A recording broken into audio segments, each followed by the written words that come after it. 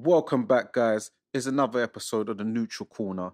It's Danny Glover. I'm here with the boxer Don, Donnell Smith, the coach. How's it going, man? Good, man. Good. Nice to see you, man. Yeah, you too, man. All blessed, man. Sweet, brother. Sweet. Happy to be here, man. Happy to be here. Yeah, man. So you're the first coach on it. Obviously you used to be a boxer as well. Yeah. And you're doing quite a lot of good things in the game. So that's why, glad to have you on here and chop it up and Thank you, man. get your story and all that. Love it.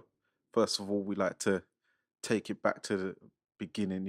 What's your sort of like background? How was school life growing up? Okay, The cool. area you grew up and stuff like that. Yeah, I mean, just growing up in London, really typical London living. I grew East? up East London, yeah. I grew up in Leytonstone. My whole life based around that area. Sort of born in West Cross, went primary school, George Tomlinson. I went to Wanstead and Leytonstone High School. So yeah, pretty much like anybody growing up in London, you could tell the same stories Yeah. from north, south, east, west. Some worse than others, some better than others. Mine was pretty much just standard upbringing.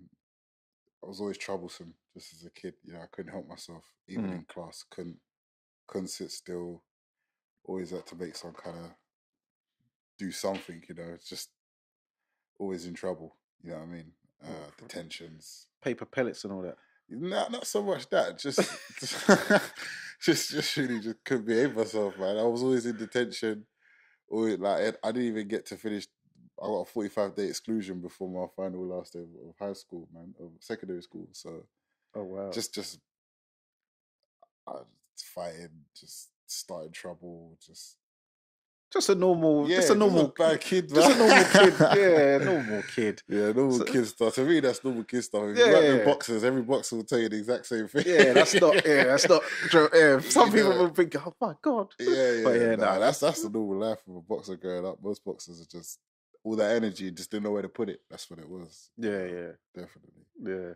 Mm. So, how did you you had an amateur boxing career, right? Yeah. So, how did you get into that? Well, at first, I really just got in boxing to get in shape, really. And my friend said to me, "Oh, I'm gonna go down to a gym in Leighton called County ABC." And I had a friend that went there called Ashley Hill, he turned pro as well. He was a good fighter. What weight is he? He was super welter. Okay. He's retired now, but he did box pro for a little while. And I'd seen him doing a boxing. He'd lost a lot of weight, got in shape, and I was like, oh, maybe I can jump on this thing and do the same and just get in shape. So I did that. My friend literally said to me, I'm going to try boxing tonight. I said, yeah, I was meaning to try that as well.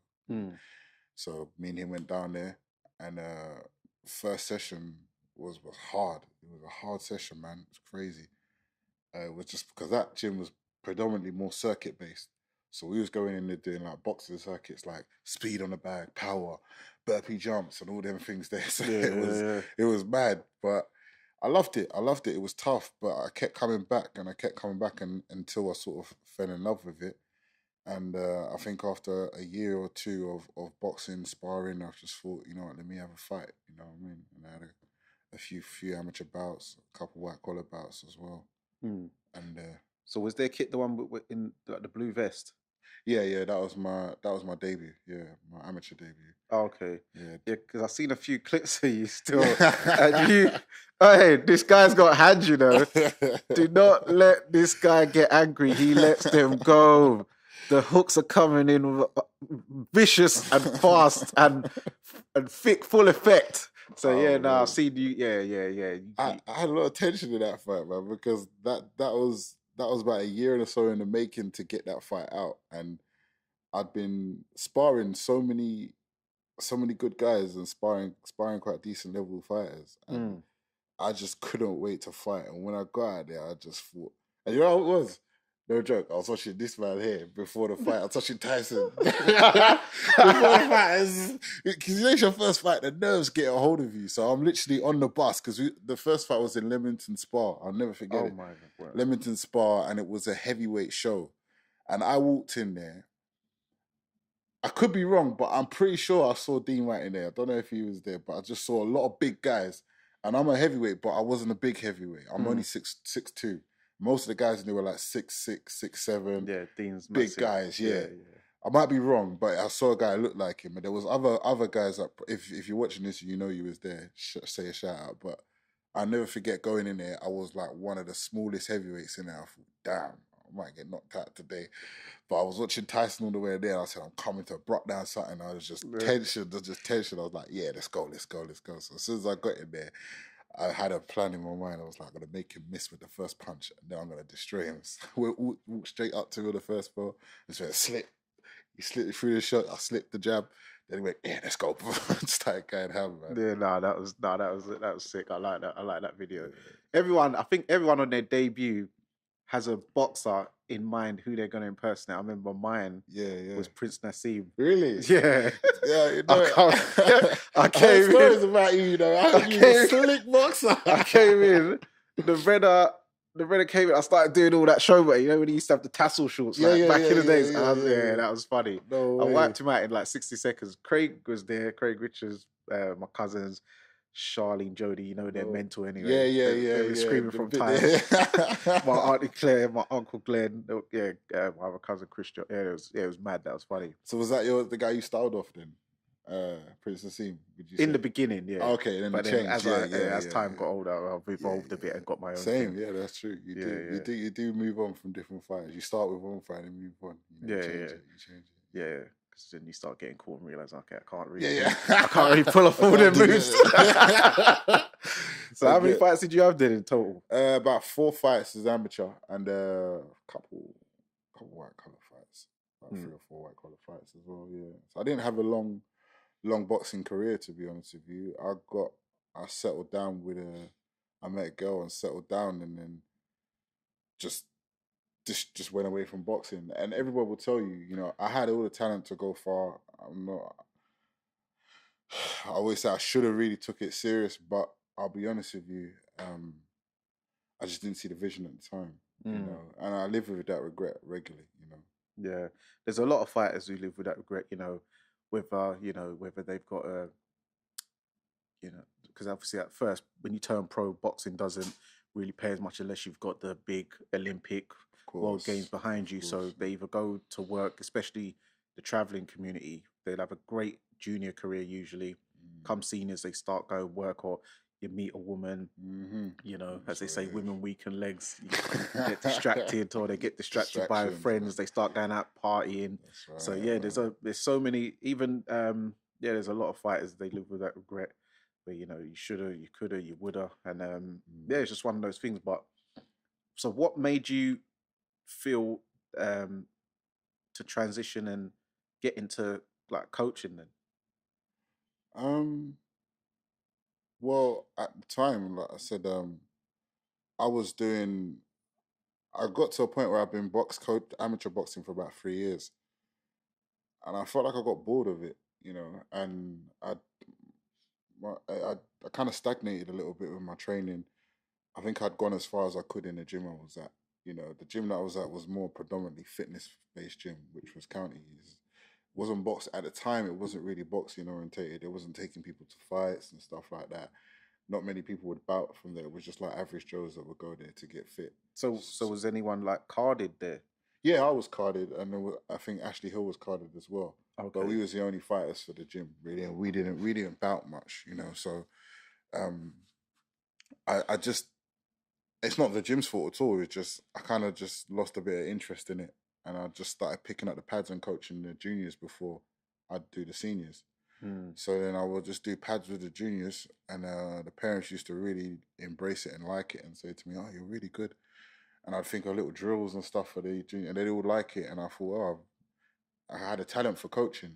Definitely, like coaching made sense to me. You know, everything that I did in coaching just clicked, and it wasn't really hard. It just came up with great ideas, new things, and I enjoyed it. Slowed down from that, and I literally just left boxing for about 2 years. Just went to work, basically. Yeah. 9 to 5, settled down with someone, and you know, you could either go out to the gym and train, or you can sit at home, watch a movie, eat pizza, make Yeah. love. You know what I mean? I've been there, man. You know what I'm saying? I've been there. And I think the pizza. That's what I I've did been really. there. I I've been there. did do the training, but I've- so I took a couple years out of coaching, and then I came back into it at a later date. You know, just I think 2016 I started again, and just I wasn't really doing anything at the time. Was going to the gym, and a couple of people was hitting the bag. I was like, just thought, oh, let me just take them on the pads. Did it on the pads, instantly clicked. Boom, boom, boom. Started working with Mikey Saki, and did a couple pad videos with him. Put them on Instagram, and from then the ball just started spiraling. And Mikey was signed to Peter Sims. Okay, yeah. So then Mikey said to Peter, I got a guy that can do pads. Can I bring him down? And I came down and I did Ben Hall on the pads. And then Peter was like, yeah, come work with me.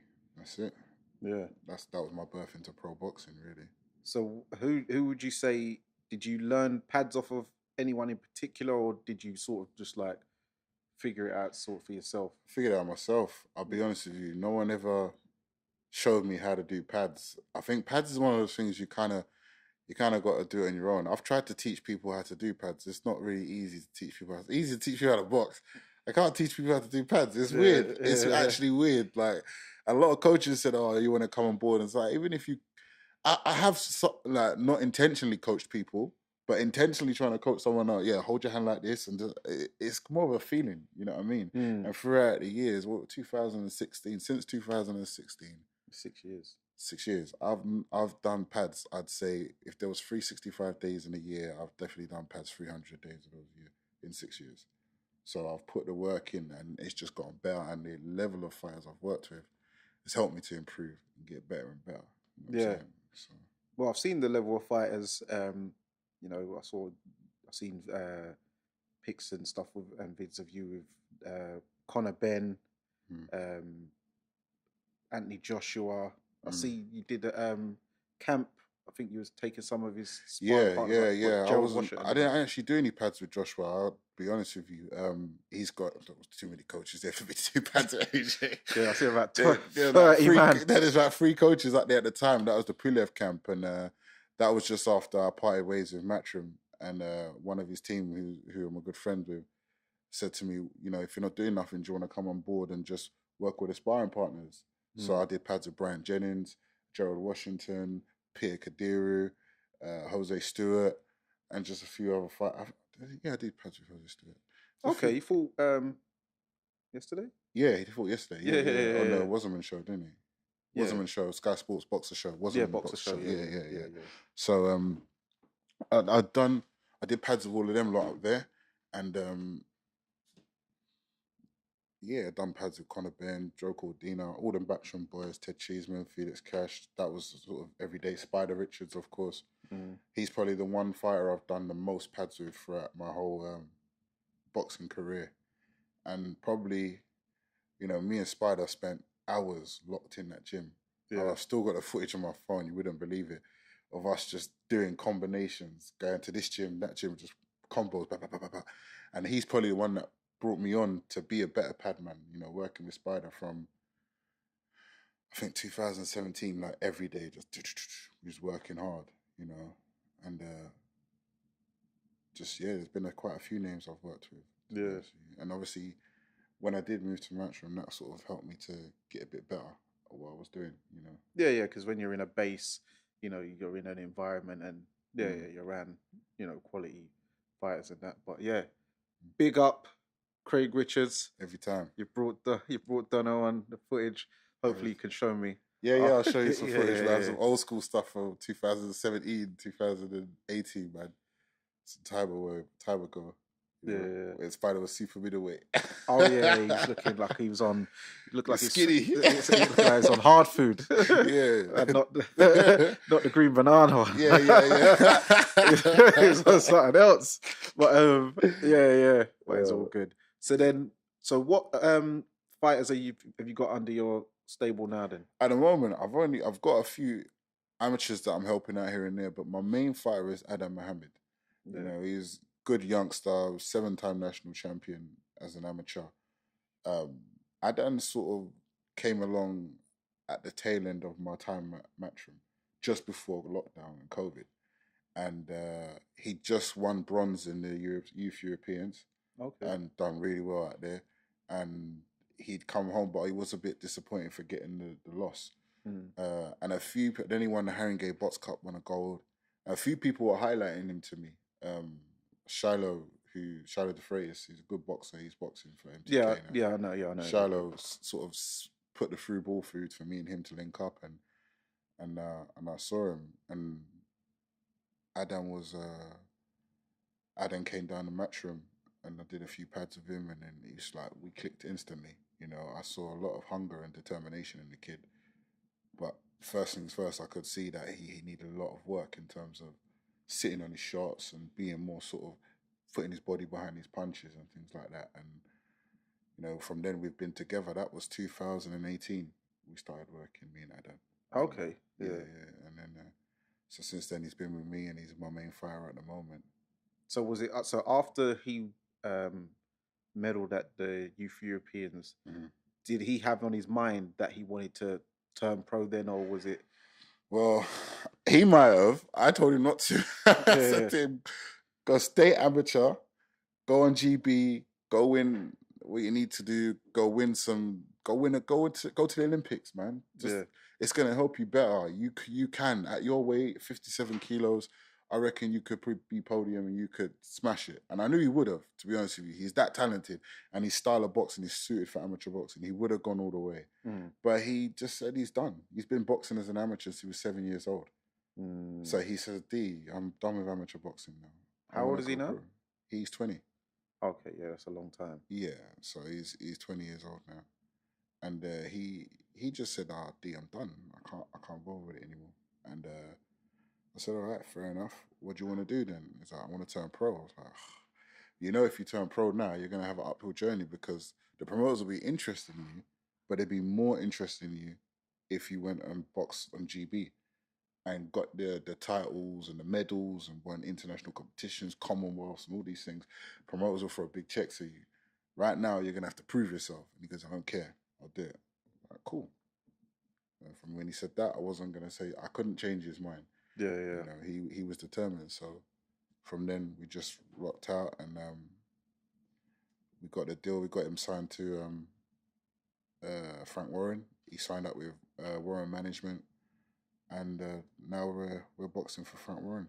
Queensbury boxing, Queensbury promotion. Yeah, man. So then I see that also you're now a manager. British Boxing Board of Control License Manager. License Manager, yeah, man. I'm doing it all now. so how did you get into that? Because normally you have to be a coach for 3 years. 3 years, yeah. Least. But I have been the coach, a legitimate coach, since 2016. So 6 years. Yeah. So 6 years. I've had my license for a long time now. I've been doing corners since then. The small hall shows, Mo Pryor shows, man. Calgary shows. I remember Brentwood Centres, Civic Halls. Like, that was working with Ryan Walker, Ben Hall, all these guys back in that's when I started, you know. Yeah. And then odd times we were doing Wembley Arena when Eddie was fresh out. Like, remember the first Matchroom shows? Yeah. Them early doors with O'Hara, when O'Hara fought Scarpa on the undercard backstage at that. Okay. When he first started doing proper shows, because before it was that kind of prize fighter thing, innit? Yeah. So it wasn't like Then he started doing a big show when he signed Joshua and stuff like that. Yeah. Because even funny enough, Joshua boxed at York Hall, a normal bout, but it was on a prize fighter show. I was there, and I think it was on a prize fighter show, and he boxed like as an in between. But I think it's, you know, when between the semis and the finals, to give them a break in it. Yeah, I remember. Yeah. Heavyweight champion of the world. But this is a show. We'll start from somewhere. What do they call it? A floater. A float. A float back. Imagine having AJ as a float. Big AJ, you know, Olympic gold medalist. So it just shows you guys, you got to pay your dues. Even AJ had to pay. Yeah, you know what I mean? Exactly. So there you go. That's right, man. Yeah, and I remember Eddie's first show, which was the Audley David Hay one in Manchester. Wow. Yeah. Was that Eddie's first show? First one he did himself, because obviously before that it was his dad, innit? I remember that show. And David Hay stopped him in the third round, didn't he? Yeah, I was And he there. told, and afterwards he was like, "Oh, I told everybody put your money on me knocking him out in the third round." And Yeah. I think David Hay didn't even throw a punch into the third round. Yeah, I know. So Eddie got ripped for it. That was That was crazy. mad. That was mad. Some shoddy gambling going on there, you know. So then, what made you think? Okay, I want to go and get the managers as well as the coaches. Elevation, strictly elevation. Became sort of with all the time and effort I've put into boxing, I wanted to have so many different avenues, and obviously coaching fighters, you want to manage them as well. I mean, I want to be able to manage the fighters I train, you know, and obviously being under Peter Sims and Tony Sims, I watch them, and they're both managers, so they would always manage and train the fighters, and they wouldn't train fighters they wouldn't manage more often, you know. So just following in their footsteps, trying to emulate those that came before me. Just thought, right, I need to get my manager's license, and I went and did that. And the next step would be to open my own gym, you know, and then maybe one day a promotional company. Who knows? Yeah. But there isn't really a limit to how far I want to take this. You know? Yeah, there's a lot of coaches now who are now managing fighters. I think it gives them more security when you know you've got more control. You know, you've got likes of Joe Gallagher, Tunde Ajayi, what's his name, Pat Barrett. Pat Barrett, yeah. There's a lot. And obviously seeing Tunde as a manager, and I'll be the first to big up Tunde publicly as well, and say I rate what he done with Yard as a manager. And he was another person that inspired me to get my manager's license. You know, and Pat Barrett as well.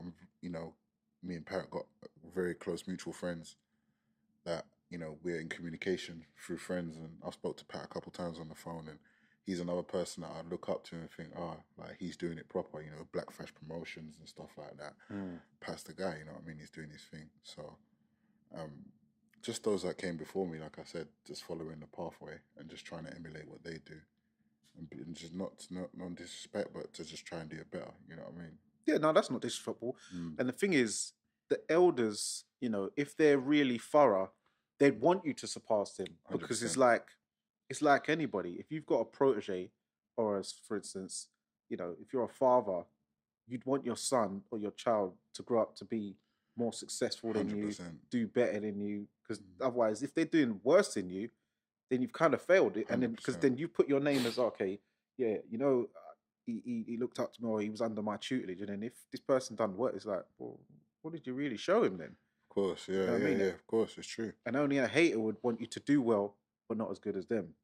You know what I mean? Which there is people like that in the game, but I can say that people like who you name, Tunde, Pat, you know, these guys all want you to do better, because they want the game to evolve and get better. Do you know what I mean? So they, you know what I mean? So big shout out to them guys. Shout out to, you know, all the coaches and managers and stuff. 100%. Peter Sims, Tony Sims. Do you know what I mean? So yeah. So what year did you get your manager's license then?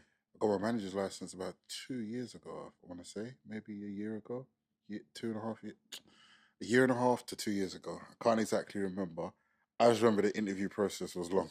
It weren't easy. Them on the board I don't want to go into too much information, but it weren't easy. It weren't easy at all. So, but I got there in the end. I was just like so happy, and actually, I think it was about a year ago. It was a year ago. Yes, it was a year ago. Also during lockdown. I'm lying. It wasn't even a year ago. So my memory's bad. You know, side effects to boxing. MRI. Brain scan. No, it was actually about 9 months ago. Now I think about it, because I remember the actual date when I got my license. But I started the interview process about over a year ago. Okay. Yeah, but I finally got my license about 9-10 months ago. Okay, but the journey started over a year ago. That's so you can say about a year ago. Yeah, the journey. So yeah, no, congratulations on that, man. That's thank you very much, man. You know I'm happy to have it, you know, and I'm hoping to be, you know, a standout manager in the future going forward. You know, yeah. So obviously you had your time at Matchroom Gym and that. I see now you're down at Iron Boxing. It's my stable. Yeah, it's my stable. You know, it's been a great great. I'd leave Matchroom. I think I left Matchroom in 2019. It's a good 3 years now, 2.5 years.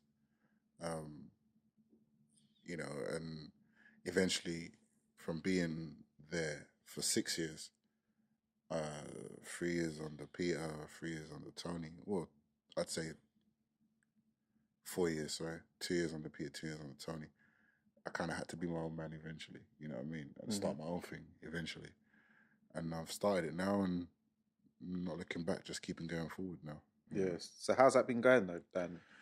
Tough, you know. It's easy to hide behind a man, you know. I just turn up every day, and when I was with Peter and Tony, I just could turn up. You know, I didn't have to really worry about all these bills, rent, and all these different things. I just turn up. All right, D, can you pad him, pad Ricky Burns, pad Spider, pad whoever? Just go in and pad. Yeah. Laugh with the boys, joke with the boys, talk about fights, talk about boxing, talk about life. Go home. Now, gotta be first there. Gotta turn up, heating on, lights on. Make sure everything's set up. What's the plan? Organize sparring. Organize everything. You know, I'm the man in charge now. So Admin, yeah, of course. Exactly. All them different things. So, you know, with me running my own gym now, it's a lot more responsibility, but I'm very much happy to do it that way. You know, I feel like it's my time to step up and be my own man, and I've done that so far, and it is merely the start of this journey. You know, it's just the start. There's more and better things to come. So, you know, it's definitely enjoyed the transition. 100%. So have you surprised yourself in how far you've come, and was this always the vision of you to sort of have your own stable, have your own? Yeah, 100%. It was always the vision. I wouldn't say I surprised myself. I've always quietly had high expectations of myself. Yeah. Never, ever. I've never been the person to partake in anything and try just to be mediocre. I must be the best. Anything I do, wherever I put my hands to, I have to be the best at it. And I don't stop. I'm very competitive as a person. I can't not. That's who I am, you know. So even though I am in the Matchroom gym or wherever I'm at, quietly in my head, I'm planning on how I'm going to be the best at what I do, you know. And where I'm at right now is not where I'd like to be, funny enough. You know, I see a lot of coaches start after me and surpass me, you know, and I've done a lot more than them, but they've surpassed me through getting lucky or I won't say lucky, but opportunities have fell onto their lap. And I haven't had such opportunities as them or maybe whatever, but everybody's pathway is different. I do see myself being a lot further on than where I am in the future. But right now, the focus is just to keep working. You know, I'm trying not to. You know, when they say keep your head down and you'll be rich before you can look up. I'm not even ready to look up yet to even see where I'm at. I'm just focused, grinding, and we'll see where we are. You know, when the time comes. You know what I mean, to look up and see where I'm at. But yeah. No, but it's very good what you're doing, man. Thank you, I appreciate it. And there's a lot of young guys coming into coaching now. You know, training. It's a lot of. What's your thoughts also on like the new sort of S&C type coaches and these other type of trainers who are coming around boxing now? I'm all for it. You know, as long as it benefits the fighter. I've got a great S&C coach that I use called Chris Rowlett, who there was a good coach down Matchroom called Dan, who all the boys use. You know, Spider uses Dan 365 Perform 365. He's really good, and when I saw Chris, I thought Chris reminds me of him. You know, Chris is very much at the early stage. Dan's sort of a lot more advanced in his career than Chris is, but Chris still shows that he can be where Dan is in a few years' time. And I believed in Chris. Also, I've known Chris from when I was young, you know. And I'm very much for these new strength and conditioning coaches as long as you see a benefit to the fighter. You know, you want to see the fighters become more strong. And, you know, I think it's good. It's good. It brings more attention to the sport. You know, anything for the exposure of boxing, I'm for. Yeah. So I'm for it, yeah. So as a coach, what is some of the key things that you look for in a fighter if they approach you for you to train them full time, for you to want to take them on? You know, I mean, my DMs are full of fighters asking me, and I get asked weekly, and I definitely this no disrespect to anyone watching. I say no weekly. I don't. There's a lot of good fighters I've probably said no to, because I think an environment where the fighter is comfortable is important, which is Adan is my main focus. So as long as the fighter's coming in, I feel I'm going to be able to push him and not pull him back. You know, sometimes energy is important. You know, I look for, you know, their accolades. What have they achieved? You know, you come to me and say, I'm going to be the best thing since sliced bread. Coach, put your trust in me. Believe me, I'm going to make it. This is what a lot of them say. Yeah. I'm like, all right, go win a national title and come back. Goes, yeah, I'll win a national title if you train me. He goes, no, you won't. I said, go win a national title and come back. And then I know you've got the will to win. You know what I'm saying? You've tasted victory. You know, at the end of the day, if you lose, no one wants to hear your excuses. Go win. If you're a winner, I believe in you. You know what I mean? Hard worker as well. Two very key important things: accolades and hard working. Yeah. You know, because the training that I do in my gym, it's not easy. It's very, very hard. And to be able to survive in my gym, I need people that are hard working. You know, so those are the two main things I look for. So it's sort of someone with some kind of credentials to their name that's won something or done something. Also, someone that's sort of hardworking. Yeah, there you go. There's a disclaimer, guys. Fighters out there, young.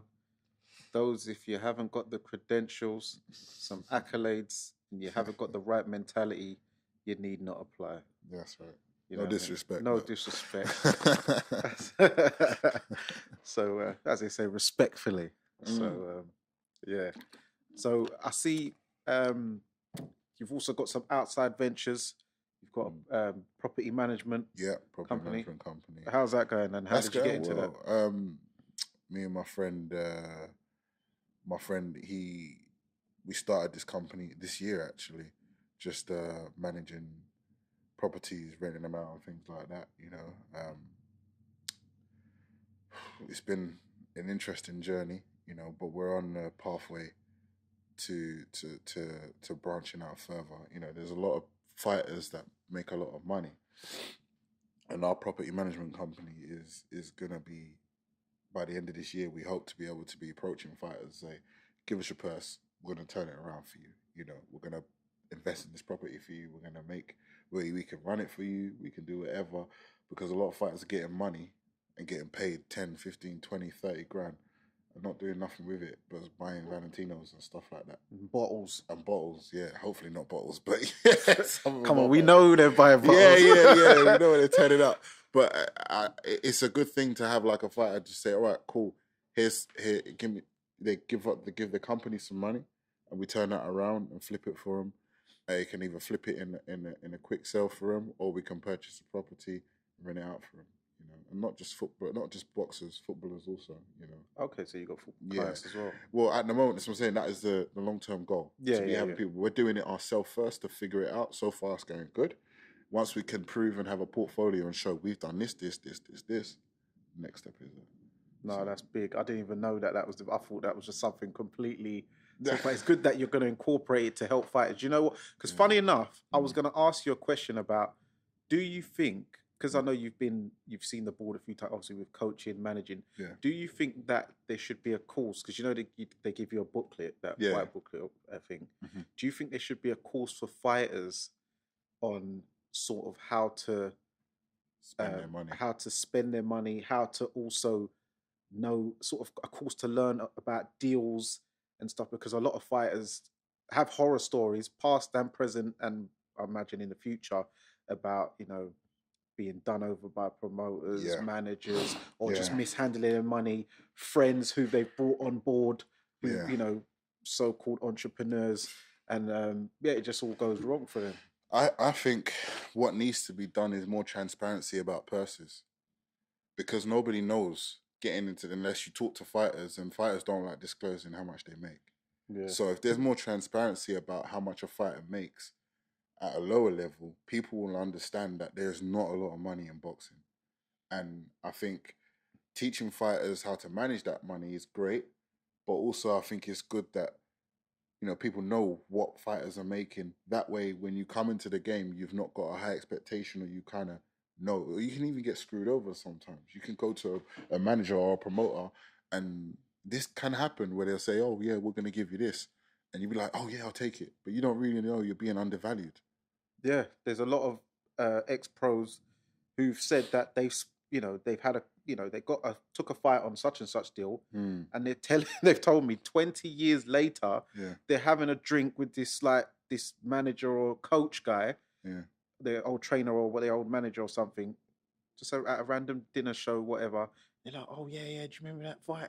And that was a good touch. That one that we made such and such money, and they were like, hold on a minute. yeah, That's not what you told me the money was worth. Because back then it weren't even social media, so it's literally yeah, just yeah. voices, just word of mouth. Yeah, trust me. And remember when Barry Hearn was like, it was different. We was a slave owners, Slave traders. slave traders. Oh my. That's how boxing was. I can't lie. It's not even a racial thing. Black, white. If you No, was no, white, no. you was definitely a slave to those contracts for boxers back in the day.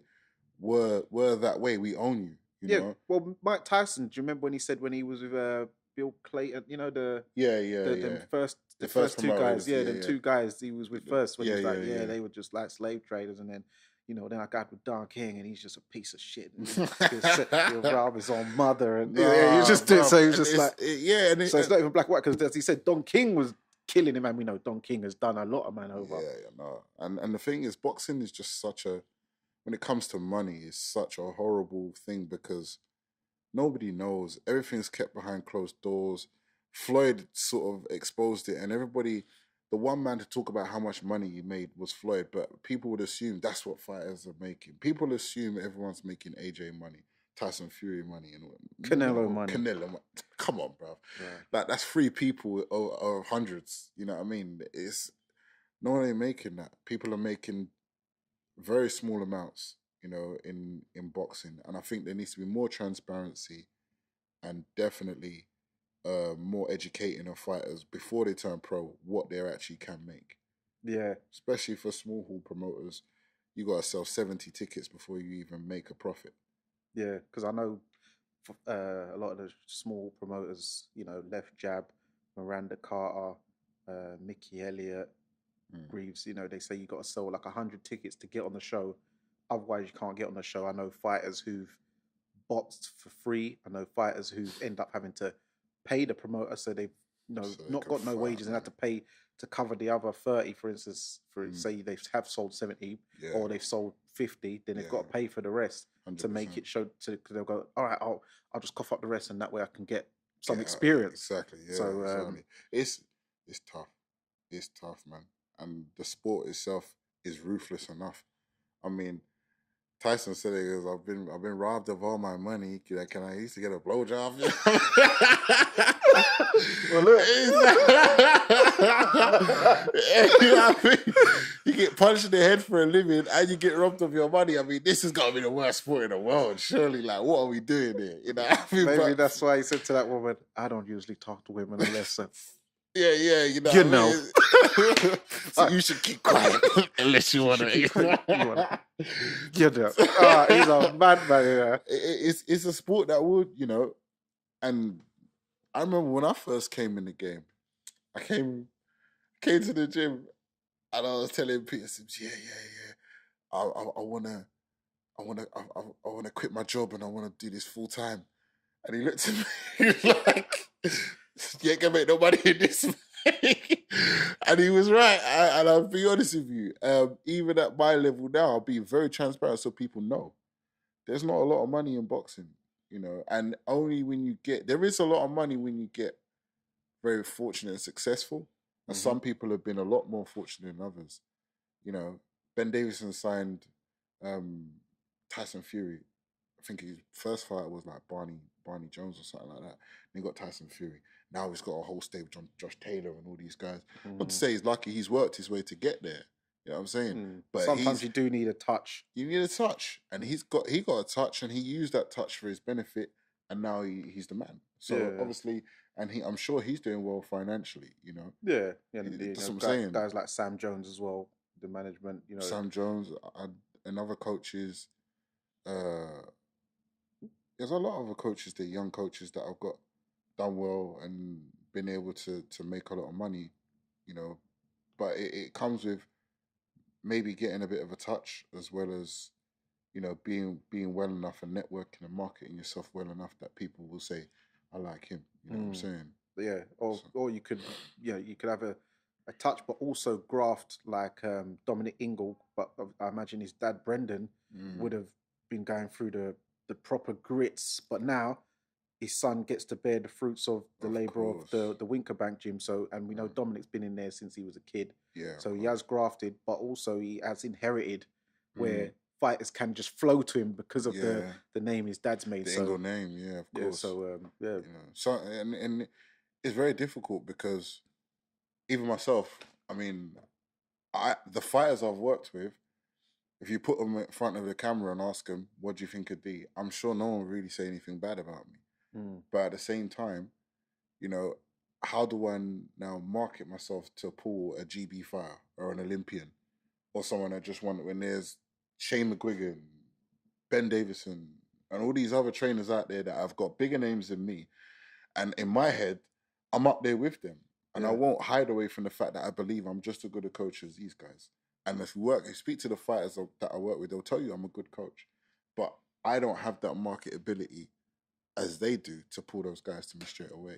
So it is really about, my journey might be prove it, show and prove. You know, I take Adam Mohammed to a world title.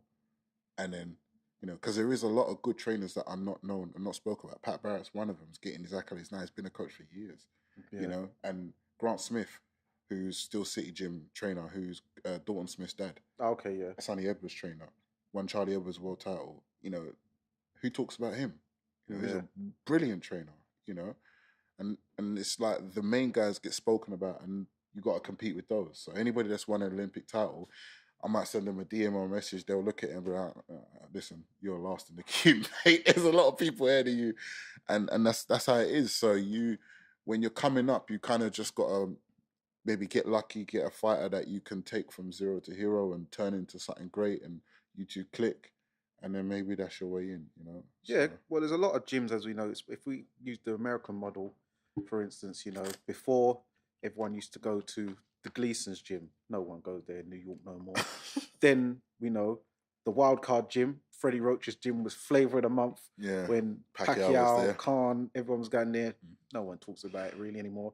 Floyd Mayweather's gym, the TMT gym, everyone wanted to fly down there. I remember, man. I mean, people ain't really, that gym ain't popping no more. So everyone has their time. You know, now we've got Derek James. You know, he's got Spence and Charlo. Yeah. You know, there's, you know, Javonte Davis's gym in Baltimore. So yeah, everyone has their time. As you said, once you show some proof of a product, of course, then everyone's just gonna go, oh wow, I need some of that. And it's like designer; everything has its time. You know, it's like designer clothes. You know, everything has its time when it's in the limelight, and then it goes. You know, it's just part of the game. So when it's your turn, just make sure you milk it as much as you can. You know, so I remember all these Joe's gyms that you mentioned, and when they were flavor of the month, man, everybody, you couldn't get in those gyms, man. Never. No way you could get in them gyms. So, and with me, the one thing I take from being in the game is that I'm 34 years old, and I know I've got a good 30 years left in me in this game. So I've got my heyday is yet to come, you know, and I'm still, when those that are here now, their time pass, I'll be right in there. Yeah, for a coach, you're nowhere near your prime. Yeah, of course. Yeah, No, you gotta have a full grey beard. 100%. That's when the coaches start making real money. Look at Customato. Yeah, I don't see no young photo of him coaching nobody.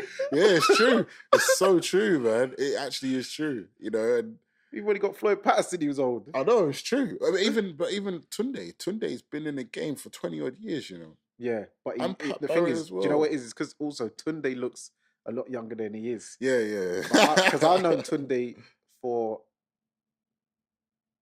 18 years. I met him when I was 17, and I thought he was like probably only like 2-3 years older than me. Really? But he's like, he looks after himself. Yeah, he looks after himself. Yeah, lucky man. He's blessed, isn't it? Your black don't crack. Yeah. But he works magic as well. Yeah. The powers. It's the powers. Oh, I suspected that, you know. I want to say that. No, it's good. Big up Tunde every time, man. Each time. Yeah. So, what's your future plans and goals? Anything coming up soon? Well, we've got. I am definitely in the process of making another signing to the stable, and potentially another two. Can't speak on it, but we'll maybe have 4 fighters, and all 4 of them will be on TV. So the lanes are opening up. You know what I'm saying, and people are waking up and taking notice. The next fighter that I'm hoping to sign, God willing, is going to be a big name, and I believe in this person. So I'm hoping to, if I can have these 4 fighters on my books, it'll be a good start for Iron Boxing, for 2022, 2023. And I am predicting massive things for Adam Mohammed in the future. Oh man, the kid is super talented, and I really, really, really believe he's going to be a world champion, 1,000,000%. He's got a date this month, right? On Yeah, the 29th of April. 29th of April. Okay, yeah, we're looking forward to. Yeah, and also, even though my partner Lex is not here, because I see the last fight he was in the corner. Yeah, because Lex got his Well, I've known Lex for years, man. Lex used to work alongside Spider, and obviously me and Spider going way back. Lex told me I got my cut license. I said, "Yeah, okay, come through. I'm gonna put you on board and put you on the team. And he was like, "Thank you for." I said, "Come on, bro. Like, I'm very much the type of person that if I can kick a door down, I'm not gonna shut it behind me. I'm gonna leave it open for people I know that come from where I come from to eat and to make a name for themselves. Yeah. And anybody that's in my stable, Lex will always be the cut guy. Forever. You know what I'm saying? Because he's someone that's come from where I come from. And if people didn't give me the leg up, like Spider embraced me and put me in the game. Yeah. Through Spider doing that, now I can put Lex in the game. And hopefully Lex can put someone else in the game when he gets through, when he gets up there where he should be. Yeah. And I think that's what it's about. I think anytime that we excel and we have to always bring our people through, man. Make sure people around, and good people, because Lex is a good person. He's always shown me love, always been honourable man. And when I was happy to sit, bruv, I said, yeah, come straight away, And no disrespect to Bobby Warren, who was actually our cut man. Frank Warren's brother was our cut man. Oh, was he? Oh, yeah. And I said it wasn't disrespectful to him or anything like that, but I just said, this is who I want in the corner. You know what I mean? So put Lex there. And I think he's going to be a good cut man going forward, and I hope the world knows about Lex. Yep, they're going to get to know. They will. So, yeah, man. So yeah, man. Big up Lex. Yeah. Sorry, he couldn't be here. Yeah. The what's it? Half marathon? What's it? Half marathon today. Yeah. Finished him, like he couldn't get through. No, yeah, it was too mad. So yeah, but he'll be back for the next one. And when we get you back, Lex will be here, and then we can do this wicked, again. Man, 100%. Especially when you said you've got some more news coming, so there'll be a part 2 to this. 100%. When the part 2 comes out, and I'm sure you guys would you guys can get the exclusive as soon as it comes. Oh, okay. I got you. We'll do the interview, and as soon as it happens, and it's definitely you know them. Okay. Touch yeah. So you see, with the name Iron Boxing, is that inspired by Mr. Iron Mike? It actually was, to be honest with you. The original Iron Boxing logo was Mike Tyson posing like that. Tyson's been one of my favorite fighters from. He isn't my favorite fighter, but he's one of my favorite fighters from when I was young. And I started Iron Boxing in 2016 with my friend called Joe, and we based it around Tyson. Yeah, the mindset that iron sharpens iron. I like that. I like that. Exactly. So that was my profile. Like, we all learned together, and that was it. It made sense to rock with that. You know what I mean? Yeah. So if there was any fighter from the past that you could work with, Roy Jones Jr. Oh wow! And you go, listen, that's my favorite fighter. That is the man, and he's definitely the one fighter that I idolize. Yeah, like I used to box like Roy. Or a heavyweight, it don't make no sense. Oh, now it makes sense. I see a video a couple months ago. You sparring one of your boys. Yeah. And I seen the foot shot. I was like, right, big man could move, you know. I was like, oh, okay. But now you're saying right, that makes perfect sense. 100%. Roy Jones Jr. was my favorite fight. Every time before training, I'd be walking to training and watching Roy Jones highlights. Okay. And I'd get in the ring and just be like, Ray, pop. Everything just like Ray, man. So if there's any fight I could work with and coach, Roy Jones would be the guy, man. 100%. Roy Jones. Yeah, that's big. That's big. Yeah. Okay, now we're into the penultimate round. Okay, cool. This right here is like a series of questions. Mm-hmm. I'll give you 2 things. You say, you know, if I go Balenciaga or Versace, then you just pick one. You know okay, what I mean? cool. No problem. So, okay, start. Red corner or blue corner? Blue corner. Left hook or straight right? Straight right. Nike boots or Adidas boots? Nike boots. All right, so as your coach, we'll go with some pads. Ringside or title? Ringside.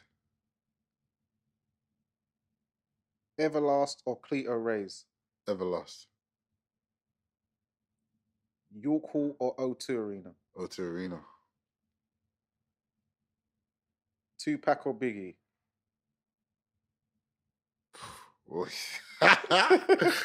Ooh. Biggie. Nas or Jay-Z? Oh, man. Oh. Lately, Jay-Z, but before Nas, definitely. Yeah. So right now, Jay-Z. All right. Ali or Roy Jones? Roy Jones. Sorry.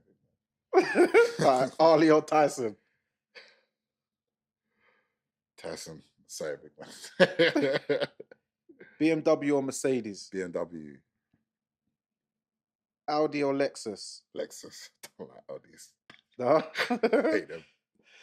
Rolls Royce or Bentley? Bentley. Dark skin or light skin? Dark skin.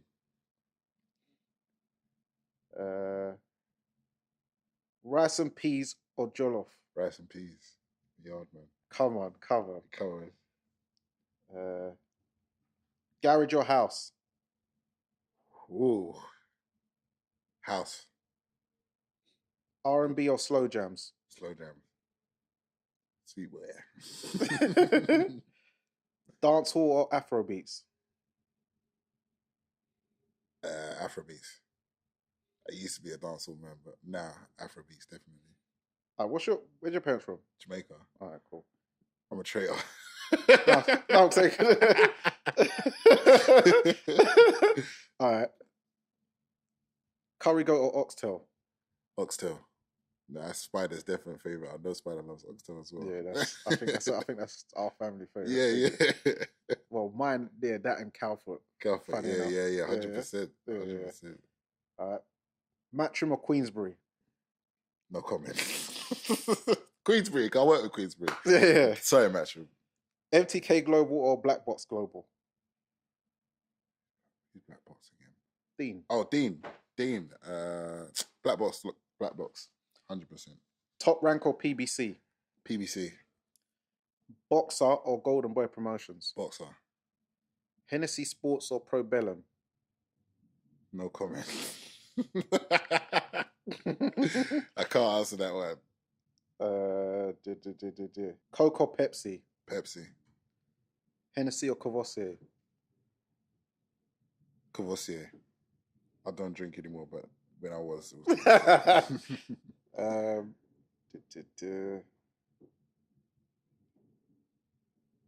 Hip hop or R&B?